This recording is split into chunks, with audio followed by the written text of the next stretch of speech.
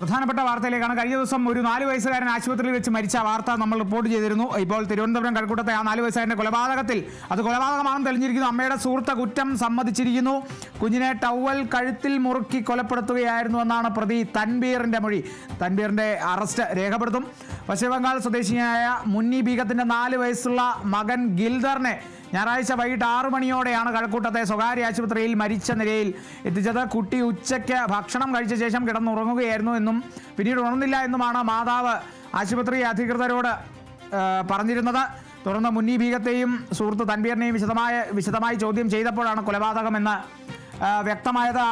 ആ ഒരു ഘട്ടത്തിൽ തന്നെ ഒരു പ്രാഥമിക നിഗമനം അധികൃതരുടെ ഭാഗത്തുനിന്നും ഉണ്ടായിരുന്നു, പോലീസിൻ്റെ ഭാഗത്തുനിന്നും ഉണ്ടായിരുന്നു. അത് ഒരു കൊലപാതകം എന്നുള്ള ഒരു സംശയത്തിലേക്കൊക്കെ നീങ്ങിയിരുന്നു ഈ ഒരു സംഭവം എന്നുള്ളത്. കാരണം ഭക്ഷണം കഴിച്ച ശേഷം ഉറങ്ങാൻ കിടന്നു, പിന്നീട് എണീറ്റില്ല എന്നാണ് അമ്മ പറഞ്ഞത്. അപ്പോൾ ആ അമ്മയുടെ ആ മൊഴിയൊക്കെ ഏറെ സംശയത്തോടെ തന്നെയാണ് അധികൃതർ നോക്കിയിരുന്നത് എന്നാണ് നമുക്ക് ആ സമയത്ത് വിവരം ലഭിച്ചിരുന്നത്. പിന്നീട് കുട്ടിയുടെ അമ്മ മുന്നി ബീഗത്തെയും സുഹൃത്ത് തൻബീറിനെയും വിശദമായി ചോദ്യം ചെയ്തപ്പോഴാണ് കൊലപാതകമെന്ന് വ്യക്തമായത്. ഒടുക്കം 4 വയസ്സുകാരൻ്റെ കൊലപാതകം അത് അമ്മയുടെ സുഹൃത്ത് കുറ്റം സമ്മതിച്ചിരിക്കുന്നു. കുഞ്ഞിനെ ടവൽ കഴുത്തിൽ മുറുക്കി കൊലപ്പെടുത്തുകയായിരുന്നു എന്നാണ് പ്രതി തൻബീറിൻ്റെ മൊഴി. തൻബീറിൻ്റെ അറസ്റ്റ് രേഖപ്പെടുത്തുമെന്നുള്ളതും കൂടിയാണ്.